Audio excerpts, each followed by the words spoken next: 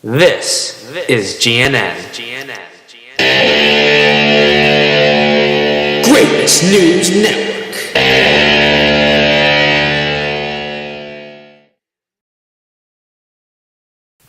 Good morning, Morocco. I'm Francis Benedicto, here with Griffin Quist. An interesting show for you today, as our award-winning news team delves deep into the heritage of the great Berber people. But first, the weather. Over to you, Arthur. Whatever wear, it's gonna be hot. Then I don't need a jacket. Thanks, Arthur.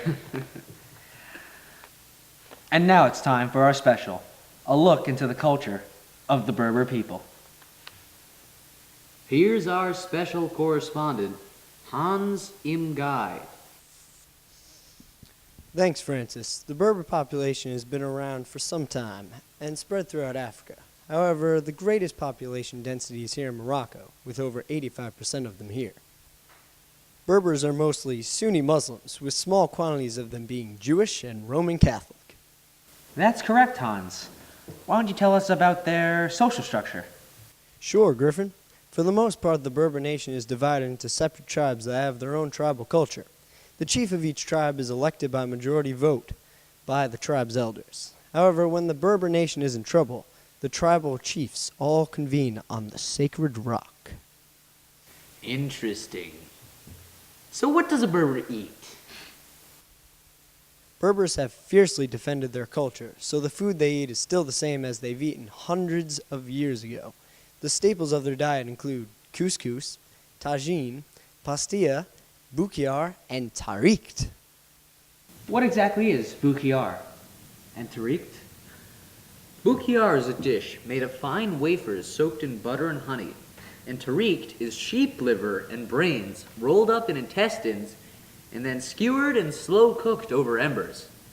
It's delicious.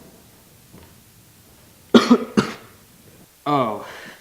Hans, why don't you tell us more about the Berber economy before I have to think about tarikt anymore? Excellent idea there. The center of the Berber economy is agriculture, with a smattering of people who work in local textile manufactories. The Berbers produce a wide variety of plants, such as barley and wheat, corn, broad beans, fig, olive, almond, and walnut trees. Walnut trees!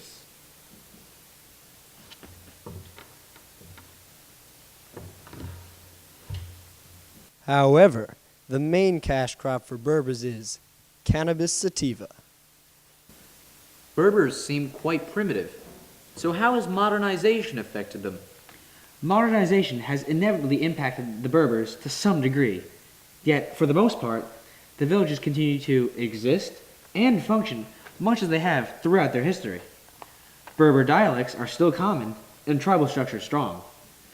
With education and modern transportation and communication, many Berbers have moved into a more modern realm. However, many Berbers continue to identify themselves as true Berbers. As a result, the tradition, culture, and perseverance are alive and strong, continuing the path of Berber history. I'm Francis Benedicto. I'm Hans Guy. And I'm Griffin Quist. This is Grapist News Network. We'll be back after these messages.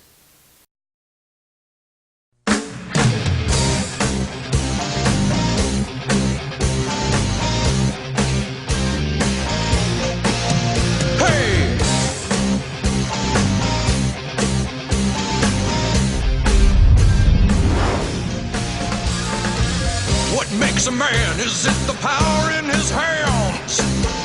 Is it his quest for glory?